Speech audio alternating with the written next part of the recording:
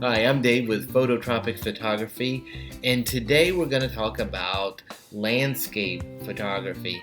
Now, the reason why I use that, it seems to be a little bit more identifiable because when I go, do a Google search or something, landscape photography comes up and is pretty popular. But I just really include it with my fine art photography. This is one of those right there. It would be considered fine art. It's a landscape here in Florida. And so somebody wasn't say I want that necessarily as far as commissioning it unless they had a specific purpose.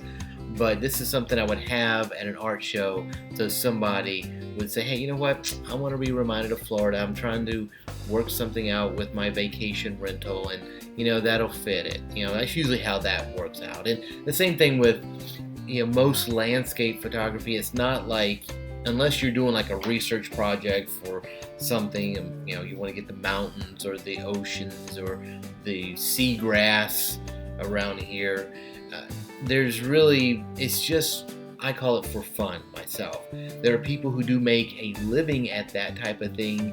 They sometimes can turn them into selling for backgrounds and for graphic artists and things like that. But just a couple tips about this. Again, I'm going to talk more about this being like I guess you might say a luxury item or something that's not necessarily in demand at the time that you take it. One of the things with landscape photography that I find, because I do a lot of sunsets being in Florida on this side of the coast, on the East Coast, is that most of the time when I share this with my other photographer friends, they're like, I don't know if that horizon is correct. I mean, you can have everything else out of whack, but whenever you get that horizon and it's not straight, it can kind of throw you off. You may not know it right away, but you'll be like, what is that? So the reason why I'm talking about this too is one of the tools of the trade that would help you with this and with real estate photography is called, what I use is a gearhead. It's this one right here, this black and red one, Manfrotto. It's a gearhead 410, and it's not tinny, it's made out of other metals. It's a gearhead 410, and it's really made, whenever your camera has the crosshairs and the balance on it, you can use that and balance it out precisely. Now, it's not made for quick shots. Typically, it's made for you to set up the shot, make sure everything's level, and then shoot it. Now, the other thing you'll need, just like architectural photography or like real estate photography, you'll want a wide angle lens. Personally, I like it wide just enough before it hits the fisheye look, that bubbly look.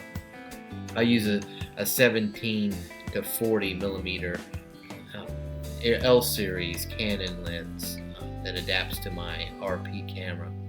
But once you go into that fisheye look, you kind of loosen the landscape effect, and it becomes more of to me, an artistic piece.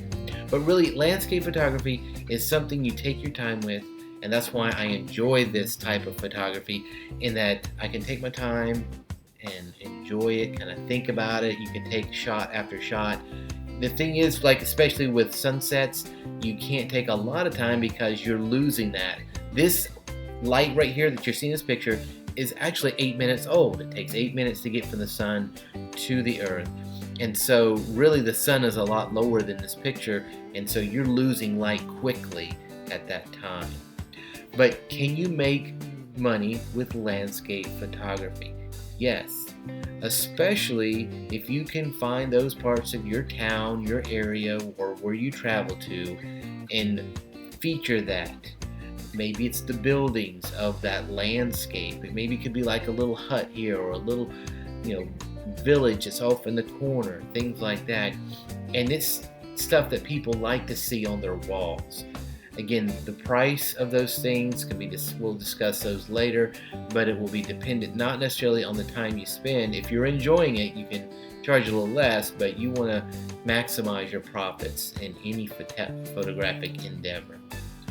If landscapes are the things that you want to look into and develop your business around, let us know in the comments below. We'll be glad to help you out. I'm going to share some things with you that I've done to sell a lot of my landscapes here, especially here in Florida, so that you can make a business out of your photography hobby and be successful and basically support your own hobby with the work that you produce.